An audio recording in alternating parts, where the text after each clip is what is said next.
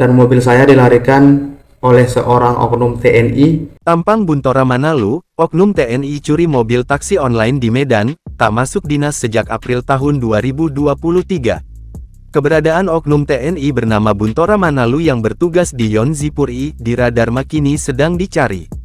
Bukan tanpa sebab, Buntora Manalu dilaporkan telah membawa kabur mobil taksi online milik Rizky Idana.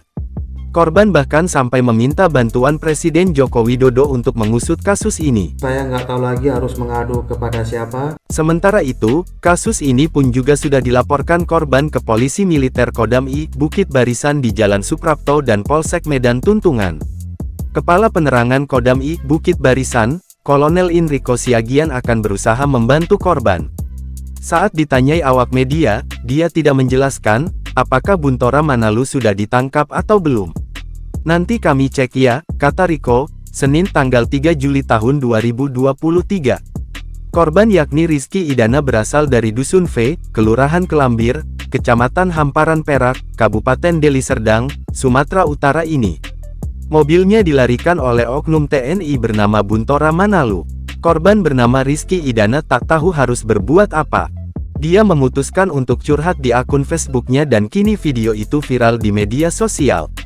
Dalam curhatannya, Rizky Idana yang sehari-harinya bekerja sebagai driver taksi online mengaku bahwa mobilnya dilarikan oleh oknum TNI tersebut sejak Rabu tanggal 31 Mei tahun 2023 lalu. Saya mengalami kehilangan mobil sudah hampir 1 bulan dan mobil saya dilarikan oleh seorang oknum TNI yang bernama Buntora Manalu.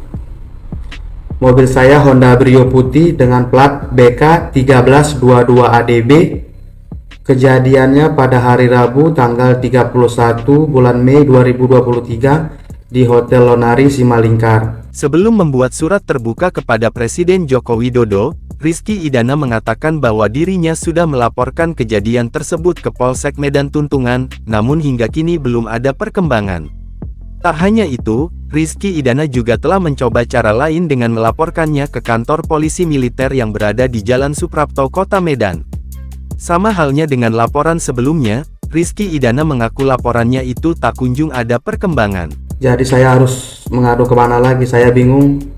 Mudah-mudahan video ini viral dan mobil saya bisa ditemukan dan saya bisa mencari nafkah lagi dengan mobil saya.